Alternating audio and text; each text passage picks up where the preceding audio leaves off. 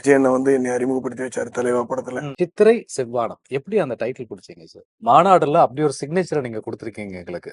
அதுவும் வெங்கட் பிரபு சாருக்கு ஆகட்டும், சிம்பு சாருக்கு ஆகட்டும். மாநாடுங்கிற ஒரு படம் மிகப்பெரிய சக்சஸ். எல்லாரும் கொண்டாடுறாங்க அந்த படம். மாஸ்டர் படமும் அப்படிதான். எனக்கு கரெக்டா அந்த லாக்டவுன் டைம்ல தான் அது இந்த மாதிரி ஆச்சு. மாஸ்டர் வணக்கம் மாஸ்டர். வணக்கம் சார். வணக்கம். எப்படி இருக்கீங்க மாஸ்டர்? ஒரு பிரம்மாண்டமான ஒரு பெரிய ஆழி, அதாவது பெரிய கடல் அலை இங்க அமைதியா உட்காந்துருக்கிற மாதிரி இருக்கு மாஸ்டர். எஸ். அவ்வளவு மகிழ்ச்சியா இருக்கு உங்களை பார்க்கும்போது. ஒரு ஸ்டன் மாஸ்டர் அப்படிங்கும்போது ஒரு பெரிய கட்டுமஸ்தான உடம்பு இருக்கும். அதெல்லாம் மாத்தி ப்ரூஸ்லி மாறுறா அப்படிங்கிற மாதிரி சிம்பிளா இருக்கீங்க மாஸ்டர். Happy master. இந்த இனிமையான அந்த காலை நேரத்துல உங்களை சந்திக்கிறதுல அவ்வளவு மகிழ்ச்சியா இருக்கு எங்களுக்கு. எங்களுக்கு இன்னொரு பெரிய மகிழ்ச்சி என்னன்னு கேட்டீங்க அப்படின்னா, இவ்வளவு நாள் stunt master, as a stunt director, stunt choreographer, இப்படி பல பக்கங்கள் உங்களை பார்த்துட்டு டைரக்டர் சில்வா மாஸ்டர் அப்படிங்கும்போது பெரிய ஆச்சரியம். அதுவும் அந்த ஒரு அழகான தமிழ் பெயர் வச்சிருக்கீங்க பாருங்க உங்க படத்துக்கு, சித்திரை செவ்வானம். மாஸ்டர், இந்த ஒரு டிரான்ஸ்ஃபர்மேஷன் எப்படி மாஸ்டர்? நார்மலா அந்த ஸ்டன்ஸ் பண்றது அப்படிங்கிறதே நம்ம நிறைய படங்களுக்கு பண்ணிக்கிட்டு இருக்கிறோம், நிறைய லாங்குவேஜஸ் பண்ணிக்கிட்டு இருக்கோம், நிறைய டைரக்டர்ஸ் கூட ஒர்க் பண்ணிக்கிட்டு இருக்கோம், நிறைய ஹீரோஸ் கூட ஒர்க். ஸோ அப்படி ஒர்க் பண்ணும்போது நம்ம என்ன எப்பவுமே பார்த்தீங்கன்னா ஸ்டன்ஸ் மட்டும் தனியா வந்தோம், ரெண்டு அடி அடிச்சோம், கீழே விழுந்தாங்க போனாங்க அப்படின்னு எடுக்காம அந்த கதை எப்படி இருக்குது, அந்த கேரக்டரைசேஷனுக்கு ஃபைட் பண்ணலாம். ஏன்னா ஸ்டண்ட்டுன்னு பண்ணோம்னு வச்சுக்கோங்களேன், தனியா நம்ம ஸ்டண்ட் மட்டும் தான் பண்ண முடியும். ஓகே, லெஃப்ட் பஞ்சு ரைட்டு கிக்கு அந்த மாதிரி தான் பண்ண முடியும். ஸோ இப்போ தெரிஞ்சுக்கிட்டோம்னா அந்த கதாபாத்திரம் என்ன சொல்லுது, அந்த கதை என்ன சொல்ல வருது இப்படின்னு தெரிஞ்சுக்கிட்டோம்னா புதுசு புதுசா ஸ்டண்ட் அமைக்கலாம் அப்படிங்கிறதுல ரொம்ப நம்பிக்கை ஜாஸ்தி நம்மளுக்கு. அப்படி நம்பினதுனால என்ன பண்ணுவோம்னா, நம்ம டைரக்டர்கிட்ட போய் கேட்போம், சார் இந்த சீக்வன்ஸுக்கு முன்னாடி என்ன வருது, பின்னாடி என்ன வருது, அதுக்கப்புறம் என்ன வருது, ஸோ இதை தொடங்கச்சில எப்படி தொடங்கலாம், முடிக்கச்சில இதை எப்படி முடிக்கலாம், நடுவில் வேற மாதிரி கொண்டு போகலாம். ஸோ இந்த கேரக்டர் வந்து இதுக்கு பாவம் காலு முடமா இருக்கு சார், எப்படி கிக் பண்ணும், ஒரு கால் வந்து அடிபட்டு இருக்குது, எப்படி கிக் பண்ணும், ஒரு கை வேலை செய்யாத கை, அப்ப எப்படி அதை வச்சு ஃபைட் பண்ண முடியும், அப்பதான் அந்த கதாபாத்திரம் உள்ளவன். இப்படி நாம கேட்டு கேட்டு பண்ணுவோம். இப்படி ஒவ்வொருத்தர்ட்டையும் கேட்டு கேட்டு பண்றதுதான் வழக்கம். அப்படி கேட்டுதான் பண்ணிக்கிட்டு இருந்தேன். இப்போ இப்படி எல்லா டைரக்டர்டையும் பழகுற மாதிரி தான் ஏஎல் விஜய் டைரக்டர் கூடயும் விஜய் அண்ணா வந்து என்னை அறிமுகப்படுத்தி வச்சாரு தலைவா படத்துல. அந்த அறிமுகத்துல வந்ததான் எங்க 2 பேத்துக்குள்ள பழக்கம். அவருக்கும் பிடிச்சி போய் அதுக்கப்புறம் அவர் விஜய் சாரோட எல்லா படங்களும் நான் ரெகுலரா பண்ணிக்கிட்டு இருந்தேன். ஸோ 2 பேருக்கும் நல்ல சிங்க் இருந்துச்சு. அப்ப அவரு சொல்லுவார் அடிக்கடி, உங்களுக்குள்ள ஒரு பெரிய டைரக்டர் இருக்கு, அட சும்மா இருங்க சார், வாங்க வேலை பண்ணலாம் அப்படின்னு தான் ஒரு ஒரு இப்படிதான் பேச்சு இருக்கும், ஒரு சும்மா ஒரு ஃபன் பேச்சு.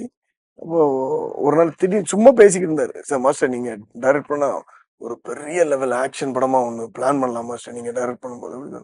அது அந்த மாதிரிலாம் ஐடியா இல்லை, ஒரு முழு நீள காமெடி படம், அதாவது கலாட்டா கல்யாணம், மைக்கேல் மானுகம் அந்த மாதிரி பண்ணணும்னு ஆசை சார். என்னங்க சம்மந்தமே இல்லாம ஒரு ஜானர் சொல்றீங்க, சரி நான் கதை எழுதி தரேன் நீங்க பண்ணுங்க விஜய் சார் சொன்னாரு. ஓகே சார், இவ்வளவுதான், இப்படிதான் பேச்சு, இது எல்லாமே சும்மா ஃபன் பேச்சு தானே அப்படி. அப்போ போன தடவை இந்த ஃபர்ஸ்ட் கரோனா வேவ்ஸ் வந்தப்போ லாக்டவுன்ல இருந்தோம் இல்லையா, நிறைய படங்கள் பார்ப்போம், புஸ்தகங்கள் படிப்போம், அந்த மாதிரி இது வந்துருச்சு. அப்ப திடீர்னு ஒரு சின்னதா நான் முன்னால ஒரு ஷார்ட் பிலிம் பார்த்த மாஸ்டர், அதனுடைய கதை இது அப்படின்னு அவர் சொன்னார். ரொம்ப ஒரு நிமிஷம் 2 நிமிஷத்துல பேசியிருப்பாரு. நல்லா இருக்கு சார், செம்ம எமோஷனா இருக்கு இந்த படம், இந்த கதை, இது நல்லா பண்ணலாமே, பெருசாக்குனா நல்லா பண்ணலாமே, நீங்க பண்ணுங்க நான் பண்ணி தரேன் அப்படின்னாரு. சரி சார் நான் பண்றேன் சார் இமோஷன் அப்படின்னு உட்காந்து அது கதையை பத்தி விவாதிக்க ஆரம்பிச்சு, அப்படி கதை பெருசாச்சு, பவுண்டட் ஸ்கிரிப்ட் ஆச்சு. பெரிய ஸ்கிரிப்ட் ஆனதுக்கு அப்புறம் தான் வெளியே வந்ததுதான் இந்த சித்திரை செவ்வானத்தோட ஒரு அப்பா பொண்ணுக்கான ஒரு கதையா வந்துச்சு. ஒரு அப்பா பொண்ணுக்கான இமோஷன்ஸ் கதையா வந்துச்சு. கதை வெளியே ஃபுல்லா முடிச்சு பாக்குறப்போ ரொம்ப நல்ல நிவர்த்தியா இருந்துச்சு. ஸோ அதுக்கப்புறம் தான் அப்படி டேக் ஆஃப் ஆச்சு. சூப்பர். ஆக்சுவலா மீண்டும் வந்து ஒரு அழகான விஷயத்தை நீங்க நினைவுபடுத்திருக்கீங்க. அழகான ஒரு தமிழ் பெயர்ல ஒரு புது படம், இந்த சித்திரை செவ்வானம். எப்படி அந்த டைட்டில் பிடிச்சீங்க சார்?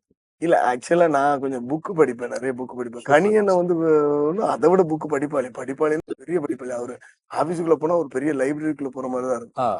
நான் அடிக்கடி புஸ்தகம் படிக்கிறவங்களுக்குள்ள ஒரு பரிமாற்றம் எப்பவுமே இருக்கும். எந்த புக்கு படிச்சியா, இந்த புக்கு படிச்சா. அதே மாதிரி விஜய் சார் கொஞ்சம் புக் படிப்பாரு, பிளஸ் படம் நிறைய பார்ப்பாரு. ஏஎல் விஜய் சார் வரும். இப்ப நான் சமுத்திரகனின் ஆபீஸ் என் வீடு பக்கத்துல, நாங்க 2 பேரும் அடிக்கடி பழகி பேசுவோம். அப்ப நான் அவர்கிட்டதான் போன ஒரு நாள் கதை, இந்த கதை சொல்லி முடிச்சு அதுக்கப்புறம் தான் ஒரு நாள் பேசிக்கிட்டு இருக்கோம். அவர் எனக்கு வாலியை எழுதின அந்த சுந்தர புருஷன் ராமாயணமும் பாண்டவர் பூமியும் கொடுத்தாரு எனக்கு. ஏய் இது நல்லா படுறா, ஐயா நல்லா எழுதியிருக்காரு, படி உனக்கு பிடிக்கும் அப்படின்னு. ம். ஒரு கவிதைத்துவமாவே அதுல இருக்கும். எழுதியிருப்பாரு. அப்ப நான் எடுத்துட்டு போய் படிச்சுட்டேன். ஐ திங்க் ஸோ பாண்டவர் பூமியும் சுந்தர புருஷன்ல 2லயும் ஏதோ ஒரு இடத்துல வந்து அவரோட நோட்டிபிகேஷன் இருந்துச்சு. அந்த சும்மா ஒரு எழுத்து வந்துருந்துச்சு. சித்திரை மாதத்து செவ்வானம் செக்கச் செவேல்னு சிறந்திருந்தது. ம். எனக்கு அந்த லைன் பிடிச்சிருந்துச்சு ரொம்ப. பிடிச்சிருந்தது. சித்திரை இது படிச்சு முடிச்சுட்டேன். அதெல்லாம் முடிச்சுட்டேன். இப்ப சித்திரை மாதத்து செவ்வானம் செக்கச் செவேல்னு நம்ம ஊர்ல எல்லாம் பேசுவாங்கல்ல, ஏய் ம். வானத்துல கோலம் போட்டிருக்கடா அப்படி இப்படிலாம் பேசுவாங்கல்ல, அதெல்லாம் இருந்துட்டு இருந்துச்சு. இப்போ ஒரு நாள் இந்த படம் போய் படத்துக்கு டைட்டில் யோசிச்சுக்கிட்டே இருக்கும்போது, சித்திரை மாதத்து செவ்வானம் நல்லா இருக்குதே அப்படின்னு பேசிக்கிட்டே நம்ம ம். வண்டி ஓட்டிக்கிட்டே இருக்கும்போது, சித்திரை மாதத்து செவ்வானம் அப்படின்னப்போ அந்த சித்திரை செவ்வானம். சித்திரைங்கிறதே ஒரு மாசம், மறுபடியும் ஒரு சித்திரை மாதத்து செவ்வானம் எதுக்கு? அந்த மாதத்தை எடுத்துட்டு இப்படி வந்துச்சு. பட் ஏற்கனவே சித்திர செவ்வானம்னு ஒரு பாட்டு இருக்கு. ஆ. சித்திர செவ்வானம் சிரிக்க அந்த மாதிரி ஒரு பாட்டு ஒண்ணு முத்துராமன் சார் பழைய ஆ. பாட்டு ஒண்ணு இருக்கு. சோ இப்ப இத போய் நான் சொன்னேன் இந்த மாதிரி விஜய் சார், சார் சித்திரை செவ்வானம் எப்படி ம். இருக்குது உங்களுக்கு அப்படின்னு. ரொம்ப சூப்பரா இருக்கு வச்சிடலாம் அப்படின்னு சொல்லி அவரு அப்படி சூப்பர் சார். அப்ப 7 விஜய் சார் வந்து நிறைய டிராவல் பண்ணியிருக்காரு உங்க கூட. ஆமா கண்டிப்பா. கண்டிப்பா அவரு என்ன அதான் சொன்னேனே, என்னை வந்து டைரக்டர் ஆக்கி பார்க்காம விட மாட்டேன் அப்படின்னு கங்கணம் கட்டிக்கிட்டு அலைஞ்சாரு அவரு. அவருதான். ஆமா. Okay sir. ஆக்சுவலா மீண்டும் கிடைக்காத ஒரு இடம். தாயின் கருவறையும், தந்தையின் மடியும் தான். ஒரு அம்மா 10 மாசம் சுமந்தாலும் கூட, அப்பா தான் வந்து காலம் முழுக்க இதே கருவறையில பசங்கள சுமப்பாங்கன்னு சொல்லுவாங்க. அப்படி ஒரு உங்களுக்கு ஆக்சுவலா அந்த கல்யாணம் ஆகணும்னு நினைச்சிட்டு இருக்கேன் மாஸ்டர். உங்களுக்கு இவ்வளவு பெரிய பையன் இருக்காருன்னு எனக்கு இப்பதான் தெரியும். எப்படி பையனை சினிமாக்குள்ள கொண்டு வந்தீங்க மாஸ்டர்? இல்ல சார் இது என்ன ஒண்ணும் இருக்குல்ல. நம்மளுக்கு இந்த கதை ரெடி ஆனதுக்கு அப்புறம் நான் முதல்ல இந்த கதையாவே கொண்டு போய் நம்ம கணியன் கிட்ட சொன்னேன். ஆ. கணியன் கிட்ட சொல்லப்போ அவரே கொஞ்சம் ஃபன்னா சிரிச்சார். என்னன்னாச்சுன்னா, "ஏய் என்னடா நீயும் டைரக்ட் பண்ண போறியா? சரி வா வா வந்து கதைய சொல்லு. ம். ஏதோ கதை சொல்றேங்கிறியே" அப்படின்னு சொல்லி சிரிச்சாரு. அப்புறம் "அண்ணா நான் கதை கேளுங்க. நீ எந்த கதை சொன்னாலும்ப்பா. ஒரு 8 மாசம் ஆகும். நம்மகிட்ட டேட்" ஏன்னா அவரு தமிழ், தெலுங்கு, மலையாளம்னு பயங்கர பிஸியா சுத்தி இருந்தார். ம். ஆக்டிங். அது இல்லாம ஒரு படம் வேற டைரக்ட் பண்ணதுக்கு பிளான் பண்ணிட்டு ம். இருந்தாரு. அவர் ரொம்ப பிஸியா இருந்தாரு. சரி நான் சொல்றேனே கேளுங்க. உங்களுக்கு எப்படி பிடிச்சிருக்குன்னு பாருங்கன்னு சொல்லி உட்காந்து அந்த கதைய பத்தி சொன்னேன். கதைய ஃபுல்லா கேட்டாரு. கேட்டுட்டு 1 1/2 ஹவர் சொல்லியிருப்பேன் அந்த கதைய. சொல்லி முடிச்ச உடனே, "ஏன்டா நீ சண்டை நீ ஃபைட் பண்றவன், நீ வந்து கதை சொல்றோம்னு ஒரு பெரிய ஆக்ஷன் இருக்கும். ஏதோ கன் ஷூட் இருக்கும். அது இது இருக்கும். நம்ம ஏதோ நெறைய உடம்பெல்லாம் ஏத்தணும் போல இருக்குன்னு நான் நெனச்சேன். நீ என்னடா இப்படி எமோஷனலா ஒரு கதைய சொல்லிப்புட்ட" அப்படின்னாரு. அப்புறம் அப்படி இப்படி யோசிச்சாரு. "டேட் தான்டா கொஞ்சம் பிரச்சனையா இருக்கு. சரி நான் சொல்றேன் போ" அப்படின்னு சொன்னாரு. சரி நீங்க சொல்லுங்க. நான் சொன்னேன் நீ எவ்வளவு நாள்ல ஷூட்டிங் நமக்கு என்னண்ணா நீங்க சொன்னீங்கன்னா ஒரு 10, 15 நாள் அவ்வளவுதான். இந்த ப்ரீ பிளான் பண்றது தான் ம். அப்படின்னு. அவ்வளவு ரெடியா இருக்கியாடா? அப்படின்னு. நான் அவ்வளவு ரெடியா இருக்கிறேன். ஏன்னா நம்ம ஒரு தடவை கிளீனா எழுதியாச்சு. ம். எழுத்து உள்ள வந்ததுக்கப்புறம் நம்ம அத விஷுவல் ஆக்குறது மட்டும் தானே வேலை. வேலை. ஸோ அப்படித்தான் இருந்தது. உடனே நான் வீட்டுக்கு போனேன். வீட்டுக்கு போய் இறங்குனோனே ஃபோன் பண்ணாரு. டேய் நீ 10 நாள் சொன்ன. 15 நாள் எடுத்துக்கோ. 15 நாளைக்கு அப்புறம் ஒரே டேக் போயிரலாம் அப்படின்னு. ம். ஒரே டேக் ஆஃப்ல போயிரலாம். சரி சார். சரியா நான் போயிரலாம். அப்படி ஒரு 10 நிமிஷம் எனக்கு டைம் குடுங்கன்னு எல்லாத்தையும் செட் பண்ணேன். ஓகே நான் போலாம் அப்படின்னு சொல்லிட்டேன். இப்ப இதனால தான் என்ன ஆயிடுச்சு அப்படின்னா, நம்மளுக்கு ஏன்னா இப்ப உடனே போய் இப்ப நம்ம இன்னொரு ப்ரொடியூசர் தேடுறதுன்னா ரொம்ப கஷ்டமா இருக்கும் ம். அப்படின்னு சொல்லிட்டு, அப்போ விஜய் சாரும் 2, 3 ப்ராஜெக்ட்ல அவர்லாம் பண்ணிக்கிட்டு இருக்காரு. அப்ப நான் சொன்னேன், "விஜய் சார் நம்மளே இப்போ அந்த ப்ராஜெக்ட்டுக்கு பண்ணாங்க. ப்ரொடியூஸ் பண்ணிறலாம்" அப்படின்னு சொன்னேன். Vijay sir okay. நம்ம 2 பேரும் சேர்ந்து பண்ணலாம் அப்படின்னு சொல்லிட்டு, அப்படி ஜாயின் பண்ணது தான் அ அமிர்தா ஸ்டுடியோஸ் ஜாயிண்ட் ஆச்சு. ஏன்னா அவருக்கு ஆல்ரெடி ஃபிலிம் கம்பெனி இருக்குது. ம். இந்த அமிர்தா ஸ்டுடியோஸ்ங்கிற கம்பெனி ஸ்டார்ட் பண்றாரு. அது வந்து என்னோட பொண்ணோட பேரு. பொண்ணோட பேரு. அதனால அதுல வச்சாச்சு. அதுல இப்ப அமிர்தா ஸ்டுடியோஸ் கம்பெனி ஸ்டார்ட் ஆயிடுச்சு. ப்ரொடியூசர் யாருனாச்சுன்னா, இப்போ ஸ்டான் சில்வான்னு போடுறது எதுக்கு? இதுதான் ரெகுலரா பேர் வருது. எங்க ஒய்ஃபோட பேர் மங்கையர்கரசின்னு போட்டோம். Super sir. மங்கையர்கரசியும் விஜய் சாரோட அப்பா பேரு அழகப்பன்னு அவங்க பேரு ம். போட்டோம். இப்போ ஒய்ஃபு, பொண்ணு வந்துட்டாங்க. அப்பா பேரு ஆல்ரெடி டைரக்ட் லிஸ்ட்ல இருக்குது. ஆமா. இப்போ இ வீட்ல இன்னொருத்தர் இருக்காரு. அவரு வந்து கோச்சுக்குவாரு. ஆமா கோவிச்சுக்கூடாது அப்படின்ட்டு என்ன பண்ணலாம்ன்னு யோசிச்சுக்கிட்டு இருந்தேன். அப்ப இந்த படத்துல ஒரு சின்ன கேரக்டர் இருந்துச்சு. கேரக்டர். ஒரு ரொம்ப பெரிய கேரக்டர் இல்ல. அவன் அதுவும் படிச்சுக்கிட்டு இருக்கிறாங்க. ம். ஸோ அப்போ நான் ஒண்ணுமே சொல்லல.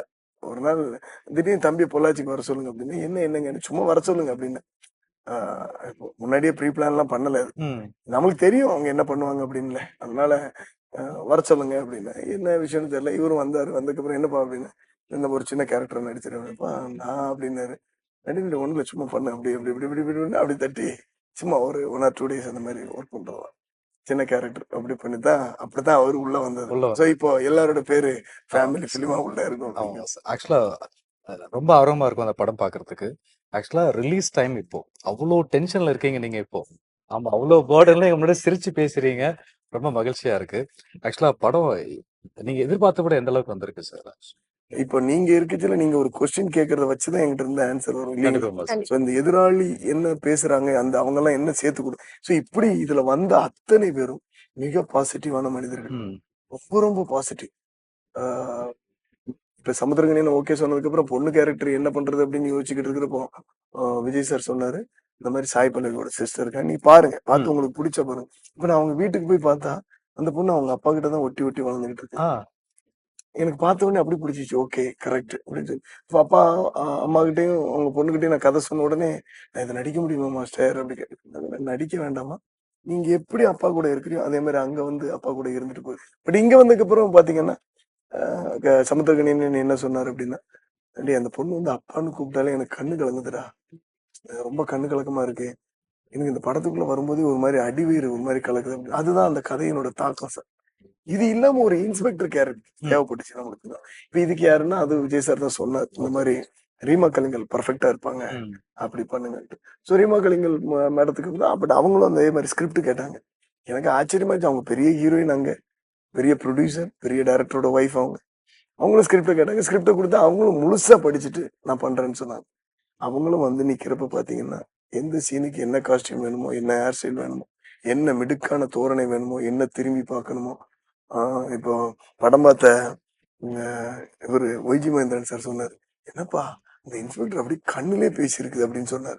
அதுக்கு காரணம் என்னன்னா, அந்த கதை உள்வாங்கல். ம். அத விட எனக்கு கலைராணி மேடம் ஃபோன் பண்ணி சொன்னாங்க, "மாஸ்டர் என்ன மாதிரி ஒரு ஸ்கிரிப்ட் எழுதியிருக்கிறீங்க? பயங்கரமா எனக்கு உள்ள தொடுது" அப்படின்னு. அவங்க அந்த கதைய மனப்பாடமா எனக்கு சொன்னாங்க. திருப்பி நம்ம என்ன மூட்ல சொல்றோமோ, அதே மூட்ல சொன்னாங்க அவங்க. கலைராணி மேடம். ஸோ இப்படி எல்லாருமே கதைக்குள்ள வந்ததுனால, நம்மளுக்கு ரொம்ப ரொம்ப ஈஸியா இருந்துச்சு. இந்த இதுல மாஸ்டர் நீங்க ஒரு சைடு அப்பா பொண்ண பத்தி நீங்க கதை சொல்லிருப்பீங்க. இன்னொரு சைடு நீட் எக்ஸாம் பத்தி எடுத்திருப்பீங்க இல்லையா? சோ அது எப்படி அந்த கன்டென்ட் உள்ள வந்தது கதைக்குள்ள? இல்லம்மா இது வந்து நம்ம சுத்தி சுத்தி நடக்கிற நடக்கிற ஒரு விஷயங்கள். விஷயங்கள்மா. விஷயம். நம்ம தனியா நீட் கண்டென்ட் அப்படிங்கிறது ஒண்ணுமே இல்லம்மா. ம். படத்துல நீட் கண்டென்ட்ங்கிறது இல்ல. ம். ஒரு ஒரு தன்னை பெத்த பொண்ணு தான் நான் வாழ்க்கை. நான் விவசாயம் பண்ற பூமி தான் என்னோட அதான் தான் மண்ணையும் தான் விவசாயம் பொண்ணையும் நேசிக்கிற ஒரு விவசாயி. அத தவிர அவனுக்கு சோசியல் மீடியா என்னன்னு தெரியாது. தெரியாது. ம். இப்படிப்பட்ட ஒரு விவசாயி. இவன் வந்துட்டு படிச்சு முடிச்சுட்டு பிளஸ் டூ முடிச்ச உடனே அப்ப நீட்னு அது என்னது? நான் நேரா அப்ப அதையே படிக்க வச்சிருக்கலாமே என் புள்ளைய. அப்படி கேட்கிற சோ இன்னசென்ட். அவ்வளவுதானே ஒழிய இந்த நீட் கண்டென்ட்ட பத்தி படத்துல இல்ல. இல்ல. வரல. ஓகே. Okay master. போற வழியில நம்ம சொல்றோம். சொல்றது. அடுத்த மாசம் இப்போ எவ்வளவுதான் பிஸியா நீங்க படம் டைரக்ட் பண்ணிருந்தாலும் கூட, மாநாடுல அப்படி ஒரு சிக்னேச்சர நீங்க குடுத்திருக்கீங்க எங்களுக்கு. அதுவும் வெங்கட் பிரபு சாருக்கு ஆகட்டும், சிம்பு சாருக்கு ஆகட்டும், மாஸ்டருக்கு ஆகட்டும். அந்த படத்த பத்தி கொஞ்சம் சொல்லுங்க மாஸ்டர். ஒண்ணும் இல்ல. நான் நல்லா எல்லாம் சொன்னதுதான். என்னன்னா, மாநாடுங்கிற ஒரு படம் மிகப்பெரிய சக்சஸ். எல்லாரும் கொண்டாடுறாங்க அந்த படம். ஏன்னா இந்தியாவுக்கு ஒரு புது ஜானர், புதுசான ஒரு வெரைட்டியான ஸ்கிரீன் பிளே, புது படமா இருக்குது. இது எல்லாரும் பார்க்கறதுக்கு ஆசைப்படுறாங்க அப்படின்னு. இந்த இந்த படத்தினுடைய முழு வெற்றிக்கு காரணம் வெங்கட் பிரபு சார் தான். ஏன் அப்படி சொல்றேன்னா, அப்படி அவரு கடந்து அந்த 3 வருஷமா ஒரு படத்துல உழைச்சிருக்காரு. ம். நான் முழு மூளைய ஃபுல்லா அது உள்ள போட்டு உருக்கி அவ்வளவு வேலை செஞ்சிருக்காரு. இல்லன்னா நீங்க படம் பார்த்திருப்பீங்க. உங்களுக்கு அது அவ்வளவு சாதாரணமா ரிப்பீட்டடா வரப்போ ரொம்ப அது ஆடியன்ஸ்க்கு நமக்கு புரிய புரிய வைக்க வைக்கிறது ரொம்ப பெரிய விஷயம். அதுதாம்மா ரொம்ப கஷ்டம். என்னன்னா நம்ம ஒண்ணு நினைக்கலாம். அது அவங்க கிட்ட போய் கரெக்ட்டா கன்வே ஆகுதாங்க. உண்மையா. சோ அந்த விஷயத்துல அவர் கிளாரிட்டியா எடுத்துக்கிட்டதுக்கு அவருக்கு தான் ஹேட்ஸ் ஆஃப். ம். 2வது அந்த கதைய சொன்ன உடனே அதுல நடிச்ச நம்ம எஸ்டிஆர் சார் இருக்காரு இல்லையா, அவர் உடனே உடம்பு உருக்கிக்கிட்டு இந்த கதைக்கு நான் இப்படி வர்றேன் அப்படின்னு சொல்லிட்டு அவ்வளவு ஸ்லிம் ஆயிட்டு வந்து நின்னு, மாஸ்டர் நீ என்ன வேணா பண்ணு, நான் பண்றதுக்கு ரெடியா இருக்கேன். இப்படி ஒவ்வொருத்தரும் அதுல எடுத்த பங்களிப்பு. அதுக்கப்புறம் எதிர்த்தாப்புல வந்த எஸ்.ஜே. சூர்யா சார், வாங்க தலைவரே என்ன பண்ணலாம் வாங்க, இன்னும் பெர்ஃபெக்ஷன் பண்ணணும், இன்னும் இன்னும் இன்னும் இன்னும் இன்னும் அவர் நடிச்ச நடிப்பெல்லாம் நான் கூட ஷூட்டிங் ஸ்பாட்ல சொல்லிட்டு இருந்தேன், "சார் கொஞ்சம் ஓவரா இருக்கு போல இருக்குது" அப்படின்னு. பட் அதுதான் நல்லா இருக்கு. ம். டைரக்டரோட கான்ஃபிடன்ட் கிளியரா இருக்கு மாஸ்டர் அப்படின்னு சொல்லிட்டாரு. அப்படி அவ்வளவு அவ்வளவு அவ்வளவு பெர்ஃபெக்ட்டா அது அந்த அந்த படம் கொண்டு போறதுக்காக இதெல்லாம் முடிச்சு கூட இருந்த கேமராமேன் ரிச்சர்டு ஆகட்டும். ஏன்னா திருப்பி திருப்பி திருப்பி திருப்பி ஒரு விஷயத்த பண்றதுங்கிறது நம்மளுக்கு கடுப்பா இருக்கும். இன்னொன்னு வந்து இதே செட்டப்ப திருப்பி பண்ண சொன்னா பண்ண மாட்டாங்க. ம். நாங்க கிட்டத்தட்ட 10 தடவை பண்ணியிருக்கோம். அதை உடைச்சு கண்டினியூட்டி கண்டினியூட்டி ஃபாலோ பண்ணோம். அதுக்கு எல்லாம் அவங்க டைரக்டர் டீம் அவ்வளவு ஒர்க் பண்ணிருக்கு. நான் எல்லா இடத்துலயும் சொல்றேன். அவங்க எல்லாருமே அந்த லூப்குள்ள தான் இருந்தாங்க. நான் இப்ப கூட சமீபத்துல ஒரு பையன் அவன பார்த்து அசிஸ்டன்ட் டைரக்டர். அவன் இன்னும் அந்த படத்துல இருந்து வெளியே வரல. ஏன்னா அந்த படத்துக்குள்ள அப்படி மென்டலி உள்ள எல்லாருமே உள்ள ம். இறங்கிட்டாங்க. இப்ப இறங்குனதுக்கு அப்புறம் என்ன? அதான் படம் ஹிட். அடுத்து எல்லாருடைய பெரிய எதிர்பார்ப்பு நான் உங்கள மாஸ்டர் மாஸ்டர்ன்னு கூப்பிடும்போது அடுத்த கேள்வி உங்களுக்கு புரிஞ்சிருக்குன்னு நினைக்கிறேன். மாஸ்டர் பத்தி மாஸ்டர். ஆமா. இல்ல மாஸ்டர் படமும் அப்படித்தான். எனக்கு கரெக்ட்டா அந்த லாக்டவுன் டைம்ல தான் அது இந்த மாரி ஆச்சு. இந்த மாரி ஒரு லோகேஷ் சார் கூட ஒர்க் ஆனேன். அவரும் ரொம்ப ரொம்ப லைவா படத்த ம். எனக்கு வெங்கட் பிரபு சார் எப்படியோ, அதே மாரி அவரும் ரொம்ப லைவா தான் கேட்டாரு ஃபைட்டு. மாஸ்டர் ரொம்ப ஆர்டிஃபிஷியல் வேண்டாம். லைவா பண்றது ரொம்ப புடிக்கும் ஆ. நம்மளுக்கு. ஸோ விஜய் அண்ணனா இருந்தாலும் அவருக்கு என்ன மாஸ் வைக்கணும் அப்படின்ட்டு ம். யோசிச்சுட்டு, மாஸுக்குள்ளயே நம்ம என்ன லைவ மிக்ஸ் பண்ண முடியும் அப்படின்னு பண்ண ஃபைட்டு தான். நம்ம மத்த படங்கள்ல நெறைய ரோப் ஷாட்ஸ் யூஸ் பண்ணுவோம். இந்த படத்துல பார்த்தீங்கன்னா, ரோப்பே யூஸ் பண்ணியிருக்க மாட்டோம். ஆ. ஆ ரோப்பே யூஸ் பண்ணாம பண்ண ஃபைட் வந்து இப்ப சமீபத்துல இந்த கேரளா படம் மலையாளத்துல வந்து லூசிஃபர் ஆ. நம்ம மோகன்லால் சார் கூட. எஸ். அந்த படத்துல ஹீரோக்கு நம்ம ஒரு கேபிளே யூஸ் பண்ணல. ம். அந்த ரோப் ஷாட்டே வேண்டாம். அவரு அடிக்கிற அடி பவரா இருக்கணும் ஒழிய, அவரு மேல ஏறி ஏறி அடிக்க வேண்டாம். அப்படித்தான் ம். பேசியிருந்தோம். ஸோ அதே மாரி தான் இங்க மாஸ்டர் படத்துலயும் யூஸ் பண்ணது. பட் கேரக்டர்ஸ் அவ்ளோ பேஸ் ஸ்ட்ராங் பண்ணி வச்சிருந்ததுனால, சூப்பரா வந்துச்சு. அந்த படத்துலயும் நல்ல பேர் கிடைச்சது. ஸோ அத தாண்டி அப்படியே ஒவ்வொரு படங்களும் இப்போ பண்ணிக்கிட்டு இருக்கிற படங்களும் அப்படித்தான் பண்றோம். இப்போ லூசிஃபர் படம் வந்து அ தெலுங்குல சிரஞ்சீவி சார் பண்றாங்க. அது பண்ணிக்கிட்டு இருக்கிறோம். ஓகே. அது இல்லாம இங்க 2 தனுஷ் சார் படம் பண்ணிக்கிட்டு இருக்கிறோம். அருண் விஜய் சார் படம் பண்ணிக்கிறோம். ஸோ நெறைய படங்கள் அப்படி ஸ்டண்டா போய்க்கிட்டு இருக்கு.